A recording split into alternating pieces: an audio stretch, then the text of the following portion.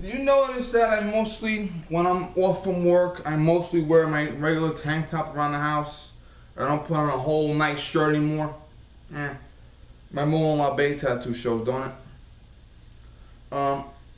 Now this is American Sniper. I should have read it 2 years ago, but I didn't. This particular version, this is the movie picture version, has a afterword by Taya Kyle that talks about her life and trials after the shooting, unfortunately. Now, in this book, our friend has a lot of uncomfortable language. Savages, he really does have a lot of uncomfortable language, and a lot of people have exercised the First Amendment right that he gave them by condemning him. Now, you have to put that into perspective. An honorable enemy is an enemy that fights for his country. And you've had examples throughout history where people have taken up arms in defense of their country and fought against the United States. Now, one example would be the Red Baron from Germany. When he was killed by the Allies, they dropped a wreath over German territory in honor of him. They also gave him an honorable burial, and they referred to him as our honorable and worthy enemy. General Washington sat down and had dinner with General Cornwallis, and they departed as friends. You've seen examples where men fight on battlefields, and 70 years later, when they're in their 90s, late 90s, they make peace. One example might be an average German soldier versus a concentration camp guard. Okay? These individuals are not honorable enemies. They kill women, they kill children, and look at ISIS now. They attack schools, they crucify people, they behead people, they enslave people, they rape people. These are not honorable men. And there have been times when he's been asked to kill children. You see it in the movie, the very opening scene. He's got his sights on a kid. And you have to understand the context he's coming from. He was fighting enemies that were threatening all people everywhere, most importantly Muslims in their own country. He had to make a decision where if I don't pull this trigger, that guy is going to kill a U.S. Marine below. If I don't pull this trigger, that guy's going to come back tomorrow and kill a child. So before you condemn him, and you have every right to do that, by the way, you should think about his perspective. What was he going through? The decision he had to make. Kill this person today or let them kill a child tomorrow. Now, the trial of his killer and his friend's killer, the jury was asked very simple.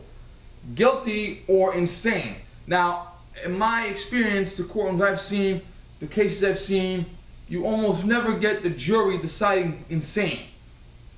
Usually if you plead insanity, the judge will have a defense psychiatrist, prosecution psychiatrist, and even a judge appointed psychiatrist come in and examine you to determine sane or insane. Now, if you're deemed insane, the psychiatrist, not the judge, the psychiatrist declares you are not fit to stand trial, and you go to the nut house. Forever, probably. Because the psychiatrist puts you in a mental institution for endless decades, so they're very, very skeptical to do that. They don't do it very often because, you have to be sure. It's not like when you go to prison, you're sentenced out and you leave. It's you're in the mental institution until the psychiatrist says you can leave. And that can be 50 years. Now, this book, I showed it a few years ago in case Anthony was on trial. I'll show it now. This is the only psychology book in the world where the term insanity will be written. In layman's terms, insanity means you do not understand right from wrong. It's a legal term, not a clinical term. There are people in prison for 30, 40, 50 years for attacking women, attacking children, attacking schools. murder, rape, arson, narcotics trafficking. They know what they're doing is wrong. They just don't care. That's called sociopath. They are crazy, but insanity means you don't know what you're doing is wrong. Now, Chris, the individual in this case, this murder case, he didn't want to kill the two men while they were in the car because he thought the car would crash and he would get hurt. He waited to kill the two men until they were reloading the guns they were using for target shooting. So they had their backs turned to him and they were reloading. So that's when they're most vulnerable. You know, let's face it, Chris Kyle was a skilled fighter. And he's not the type of guy that I want to face man-to-man, face-to-face. Okay? So that rationale, I have to shoot them in the back while they're reloading their guns or their attention is diverted, that proved that he was thinking about right and wrong, capable, incapable. The fact that he stole the truck and fled the scene. If you don't know what you're doing is wrong, why are you fleeing the scene? So that's why he was declared guilty and sane. And usually the judge locks the person up for a few weeks while he decides the sentence. In this case, the judge right away. Now, the last video I made, I wore my Chris Kyle t-shirt, my Legend t-shirt.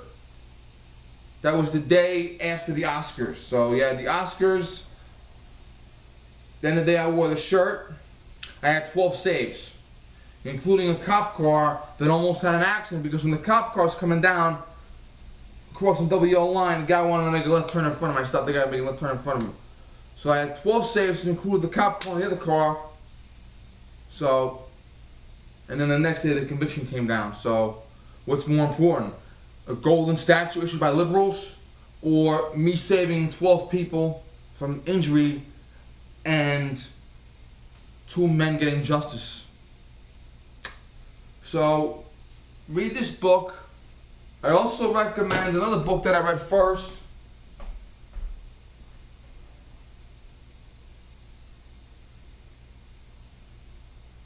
It's here somewhere, I'll be right there.